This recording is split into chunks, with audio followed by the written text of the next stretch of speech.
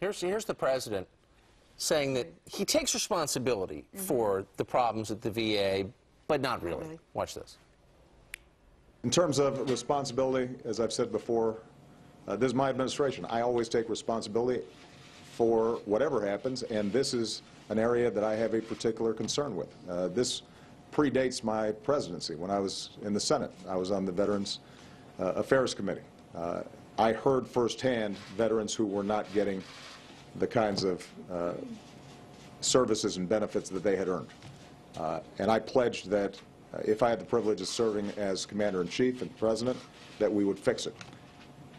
The VA is a big organization that has had problems for a very long time. It sounds like, I mean, I said earlier, it sounds like whining to me.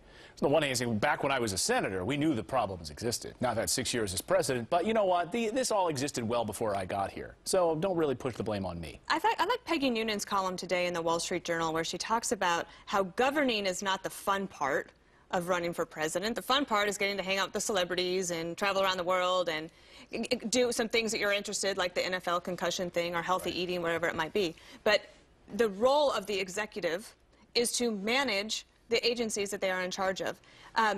One of the things that President Obama didn't seem to mention was the Wounded Warrior Commission in 2007 that President Bush put in place, partly in response to this issue.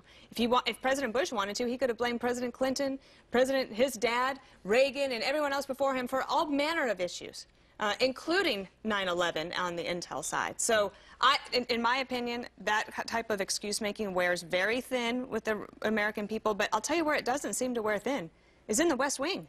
They use it for everything. If you could have taken that speech plus President Obama's West Point speech that he gave, was it Monday, on Memorial Day?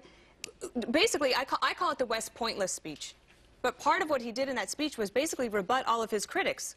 But why are you rebutting critics that aren't even criticizing you? There was no clamor for that speech. I think that, you know, it's amazing to me. I say this every Saturday. Every week, I think that they've had one of their worst weeks. And it doesn't seem to catch up with them in their minds. I think that the country is moving away from them, but now I also think the country's starting to look ahead.